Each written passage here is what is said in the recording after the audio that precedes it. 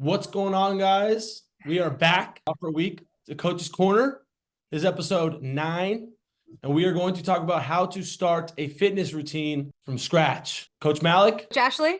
and we have a lot to talk about today, and we are excited for this episode.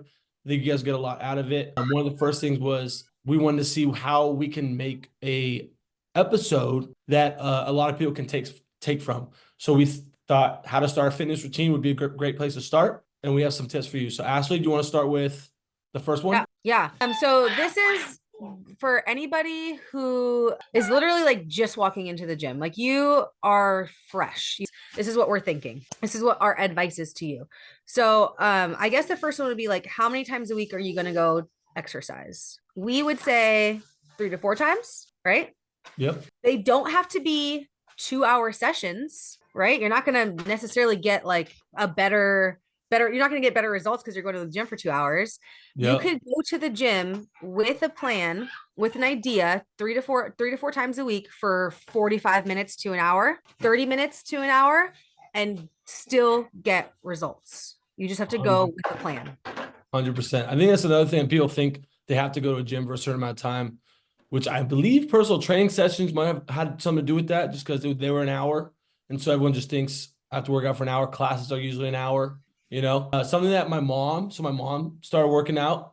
Good job, Mom, if you're watching this. But what she did was look at your schedule, see when you have time. Like if you don't work out at all and you have time on Friday, you just have a little slot on Friday, going 1 time a week or 4 times a month or whatever 4 times 12 is a year. You know, it's a lot better than 0. So, So how many times should you work out a week? However much you can. So like, if you only can twice, then go twice. All right, I could fit 3 in. So she had like Monday, Wednesday, Friday. But she like you said, you don't have to go for an hour. She goes for like 15 minutes or like 20 minutes. So she'll go on the treadmill. So like walk, and I think she's starting to do the incline now, 15, 30, about 45 minutes a week.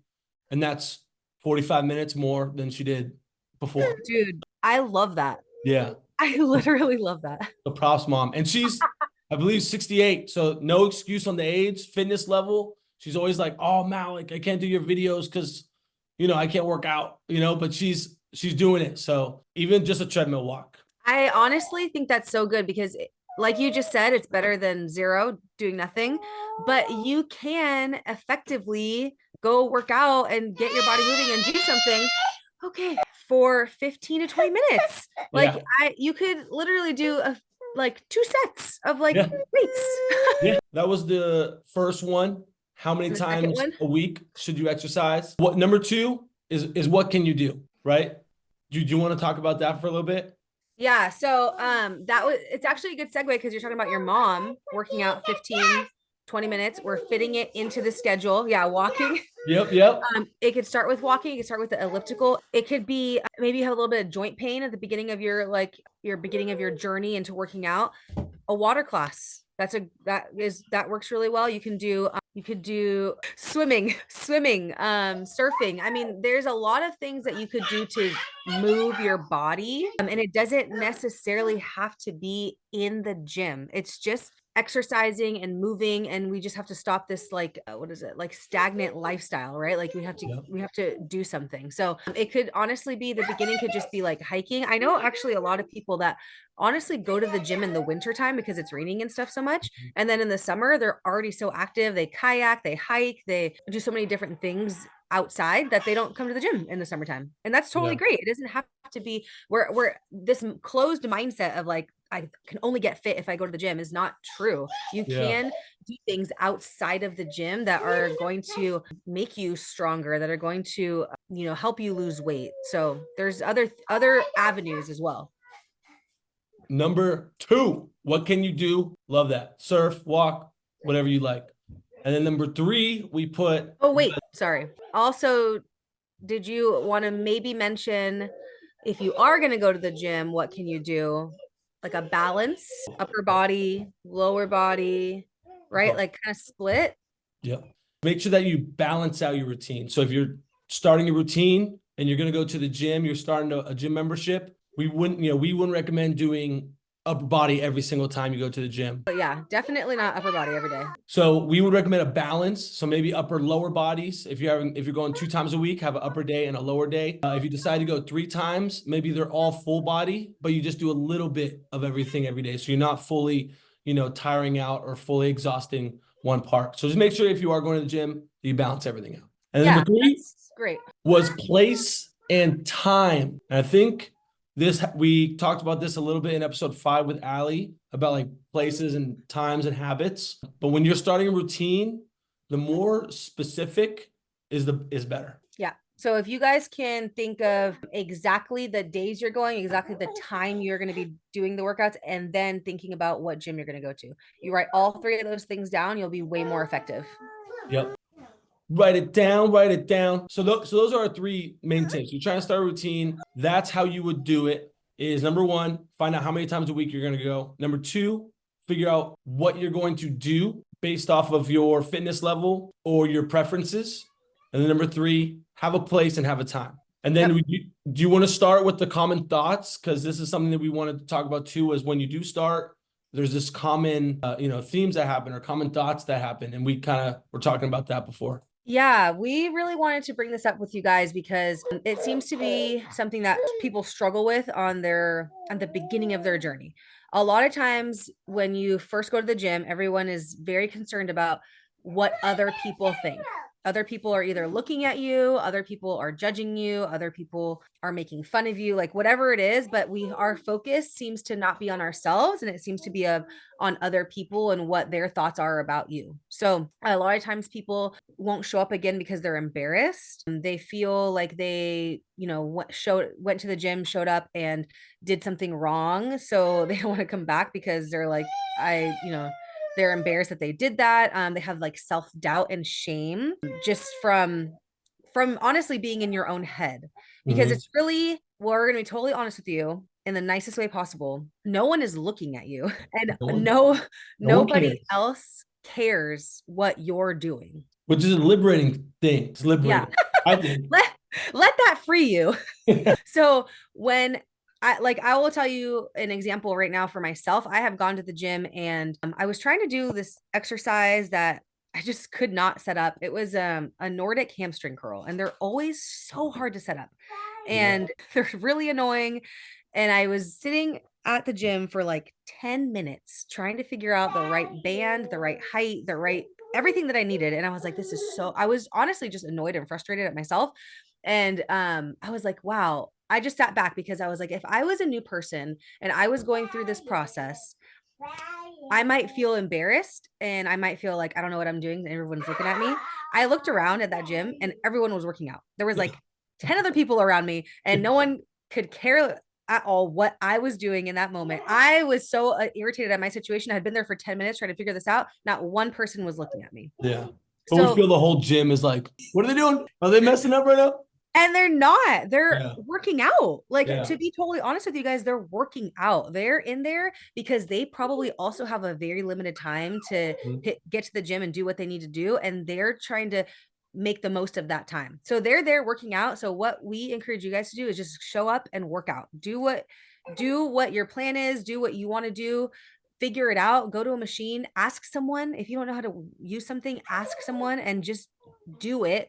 And don't worry about what anyone else is thinking or doing, because no one else, like we said, no one else really honestly is watching or cares.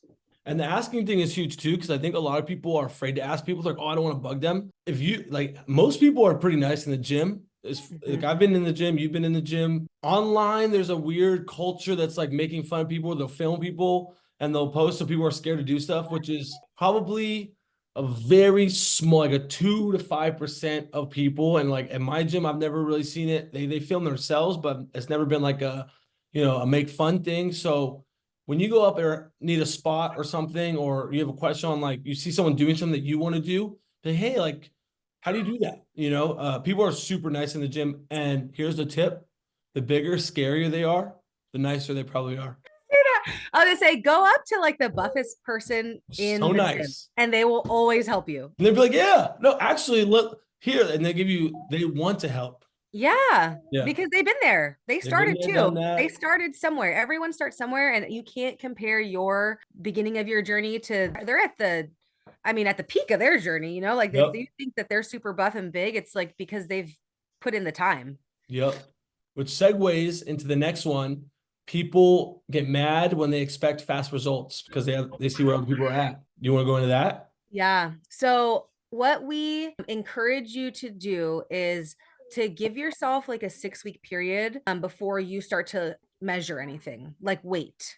6 weeks. Yeah. Because Now 6 days. nope, 6 weeks. Because you need time, your body needs time to change. And Yep. honestly, the gym and working out can teach you so many life lessons. And I think a lot of people will tell you this that work out. It has tremendously helped them in their life because they realize that results don't come quick, that you have to put in hard work, that success is not overnight. Like this gym stuff and everything you go through in the gym just really will show you and help you get through life better because success is not going to happen overnight for you. If you're trying to lose like anywhere from like 20 pounds and up, it's going to take you some time. You know, if you want, maybe you're like at the cusp, you're like at 10 pounds, and 10 pounds might not be too hard to lose. You might do that in like 2 months. But anything if you like have 20 pounds and up, like it's going to take you a while, and learning that day in and day out, you have to watch your diet, you have to work out, you have to lift weights, you have to change your complete lifestyle from what you were doing to a new lifestyle so that you can maintain where you like maintain and continue where you want to go, right? Like Yeah. it's just it helps you in so many other areas of your life as well. So 100%. don't be so set on like a quick turnaround, because I promise you everyone in the gym that you see that has is at their peak of success, it took them a lot of time, especially to build muscle. And Yeah. to build muscle just is so hard, and to maintain it is so hard. You have to be willing to put the work in, and we're going to tell you right now it's not easy, and you're not going to see a change overnight. So don't expect it, and be willing to work for it. Yeah. Amen. Preach. Preach. To that point, though, is so it does take a while. And then this is something I also said for some people, they get discouraged because I think it's going to take too long. It doesn't take as long as you think. So, what I like to combat that with is my friend just lost 100 pounds. I just saw him at the gym the other day. John Santos, shout out if you're watching this. He plays a guitar, Roxon James a guitar, and he got out to like 290. And now he's 170. He lost Dang, that's 100. awesome. I lost more than like 100 pounds in a year, maybe a little bit more. But I was like, because I was asking, I was like, wait, what? Because I didn't. I used to train him back in the day. Actually, if I have a picture, I'll post it right here. But I had. He was like, probably 170, 180 then. I was like, you 290? I was like, no, wait, when was this? He's like, just about a year ago. I'm like, a year? So, and he's 20, maybe 24, 25. So he's young. So he might have done some stuff that's a little extreme. He was still athletic, so he was able to do some stuff, but that's a lot of weight. People might think, oh, it's impossible for me to do this. You can do this. If you have to lose 50 pounds or 60 pounds, it might not take 5-6 years as long as you think. It might just have that one solid 12 months, solid year of focus and discipline, and you could really 360 your body type. And then I wanted to also talk about the 10 pounds. Sorry.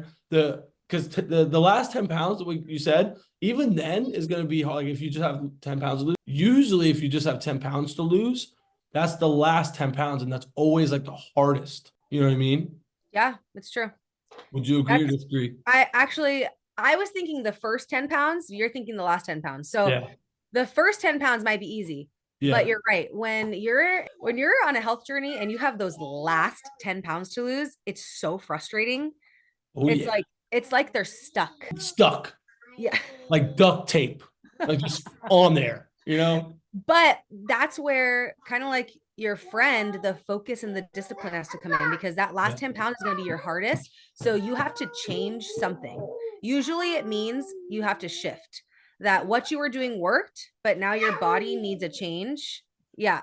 shift and try something new and do something different, and change up your fitness routine, change up your diet. Maybe you're gonna have to add some more protein. Really, you have to that I think that point, that last 10 pounds, comes to a self-examination, and you have to analyze what you're doing so you can figure out what you have to change to get to those last 10 pounds.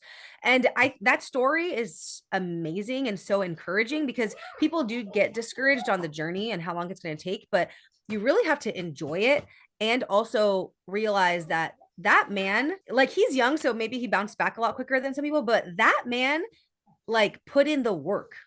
He losing over 100 pounds, that's so freaking cool. And so Yeah. for him to do that, it's not because it didn't happen by accident. He did that, and he was focused and in tune with his goal, and he knew exactly what he wanted to do when he woke up every single day, and it was to lose that weight. So I think that that's super encouraging, because sure, it took some time. Maybe for some people, a year is a long time. Maybe for some people, they're like, dang, that was really quick. So wherever your mindset is, just like know that as long as you have your goal in front of you every single day and you're going after it and shut everything else out, like, you will get there. And it doesn't have, for everyone, it's going to be different timing. That was good. We can talk about diet. Yeah, we'll go through this real quick. This is gonna be this is like a little bite of what we might talk about later. It's a little hors d'oeuvre. What should I eat before and after my workout? So you start a routine. How do I start? What should I eat? I said carbs before, protein after. Those are two things. Where it's like get a little carbs before, have your protein after. Usually, within a day, you want 1 pound per pound of body weight in grams of protein. So if you weigh 110, you're gonna want to have about 110 grams of protein. If you are 200, you're going to want at least about 200 grams of protein, maybe 180. And then I would say for carbs, equal that in grams. So if you have 200 protein, have 200 carbs.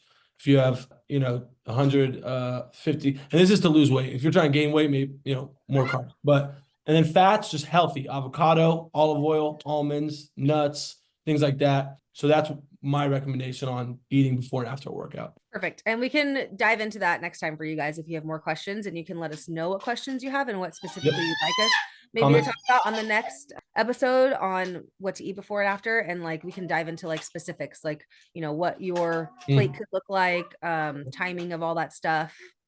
Do you do anything else before your workout? Lastly, before we end, I just want to recommend this pre-workout. I'm not paid to do any of this. This is not sponsored, but I've been drinking it lately. And I'll always say if I'm sponsored or like whatever, if it's a sponsor, but this is not. I got this from Vitamin Shop, and I asked the guy, so shout out to the guy, Vitamin Shop is it Larkspur? Would it be Larkspur?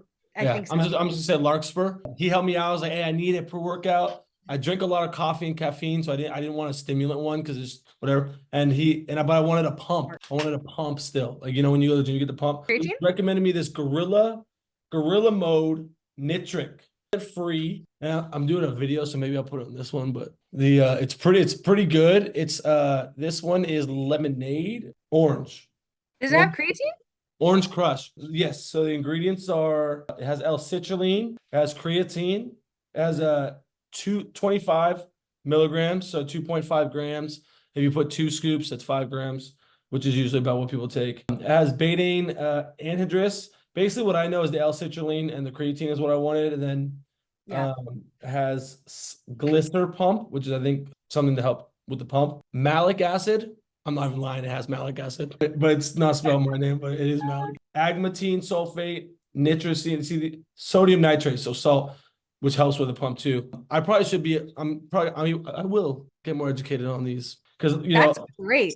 Some of these names I just don't know what they are. But no, that's super good, and I like that you actually chose something that wasn't a stimulant because you do already drink coffee. I do drink a lot of it, so it's non-stimulant. I have my coffee. I've been doing a lot of smoothies lately, the berry smoothies. We could definitely add it. We're going to talk about smoothies and all that stuff for you guys next time. You need to link that because I really like that. I will. Link down below somewhere. Thank you guys so we'll end it here. Yeah. You have any final thoughts? No final thoughts. I think we covered it. Well. You guys let us know because we can, again, dive into it next week. And just remember, there's going to be times you're not going to want to do a workout or eat well, and you're going to want to go back to the old lifestyle. Keep going. Remember, consistency is key. And it's all about your habits because the motivation doesn't happen every single day. But when you have those habits, those will keep you going every single day. So you just got to get those ingrained, and you guys will definitely see results as long as you continue. Facts. She agrees.